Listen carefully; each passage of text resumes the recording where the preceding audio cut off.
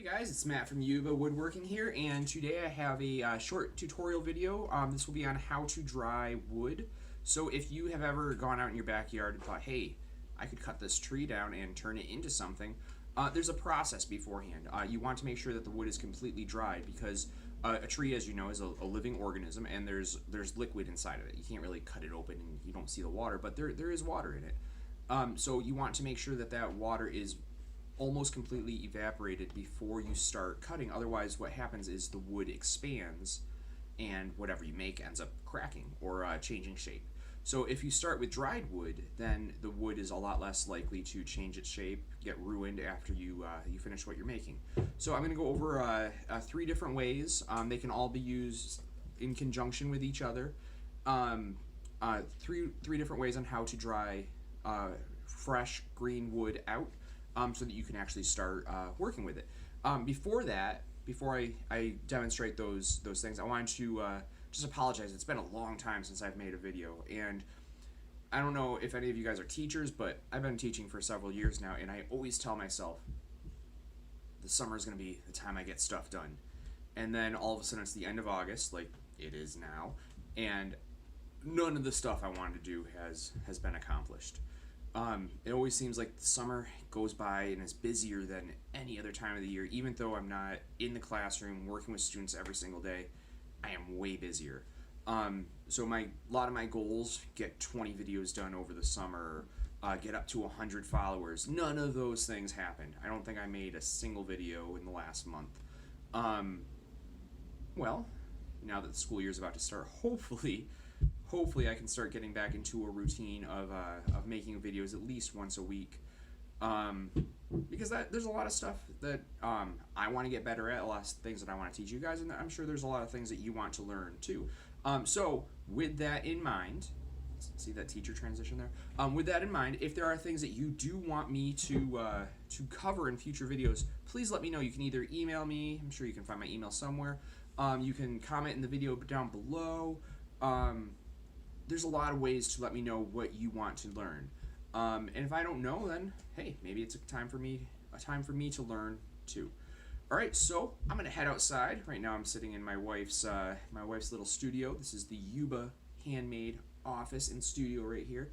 I have a little corner, and I'm using the computer right now. Don't tell Beth. I'm gonna head outside. I'm gonna go over some of the techniques that I use to dry out wood, so that I can actually get to making stuff. All right.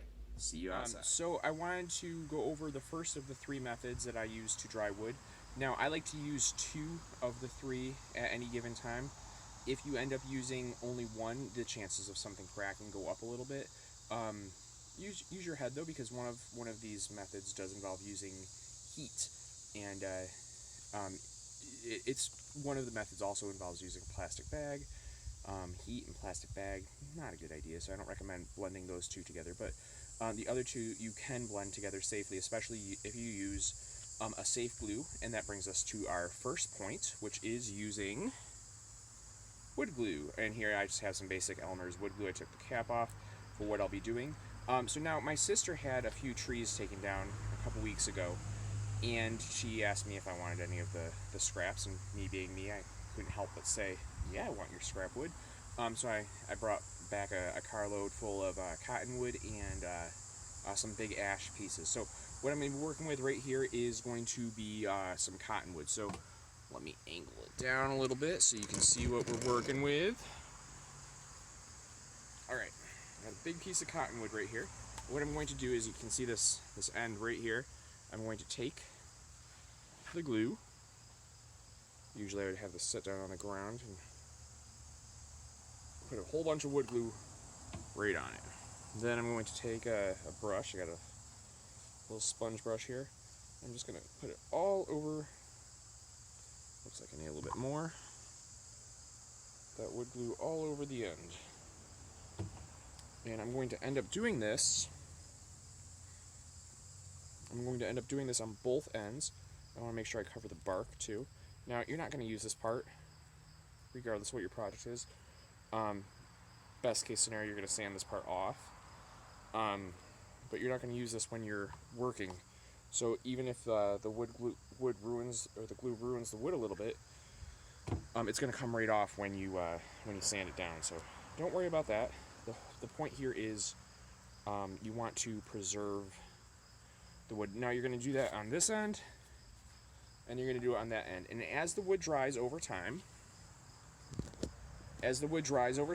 what the glue does is it keeps the wood from cracking. Because now that I've got some glue here, I'm going to let this sit for this smaller piece. I'm going to probably have sit for a year. Any less time than that, and there's a chance that there will still be moisture inside of the wood.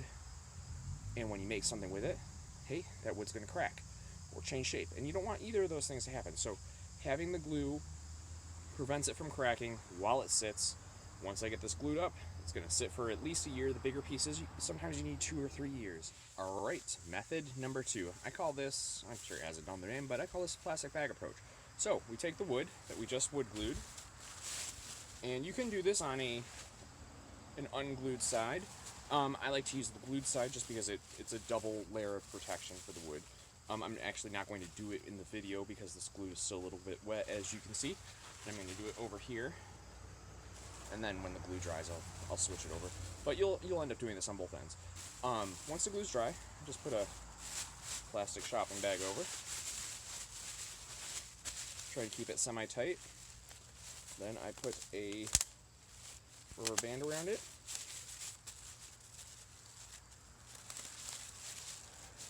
And there you go. It keeps it from cracking. You can even double bag it if you want. But with the bag plus the glue, it does a pretty good job of keeping it from splitting. So glue plus bag, and then set it up on itself for a year. Now, there is another method, and I'm not going to go inside and do this because this actually takes several hours. But once you have it glued, this is method number 3. Once you have it glued, you let it sit for a couple days, and then if it's a smaller piece like this one is, you can actually put it in your oven 6-8 hours or so on a very low heat. You want it to be hotter than the boiling point of water, so above 220 degrees or so, but below a temperature where the wood's actually going to catch on fire. Now you can use a wood kiln, but most people don't have a wood kiln. I have a gas oven. I set it to 250, and I put the wood in for 6 hours or so. Come back, turn the oven off. Don't touch the wood after it's been in the oven for 6 hours. Let it sit for a couple hours after you turn the oven off, and then set the wood aside. Instead of waiting 1 to 2 years, your wood's going to be ready in about 3 to 6 months, depending on the size of the wood. Now, they do sell moisture meters. That will give you a more accurate reading of when the wood is able to be worked on. I don't own one of those. I've never needed one of those. But if you want to speed up the process, a moisture meter will let you know exactly when you can start working with that wood. Otherwise, glue plus oven, 3 to 6 months. Glue plus plastic bag, 1 to 2 years. That's it. Once a lot of woodworking is being patient, and man, drying out your wood so that you can actually work with it, that requires a lot of patience. Alright, I hope that this video was helpful for you. If it was, please subscribe. I always appreciate that. Give me some feedback. Hit that like button. Tell me that you liked my video. Tell me you hated my video in the comments. Alright, take care, guys.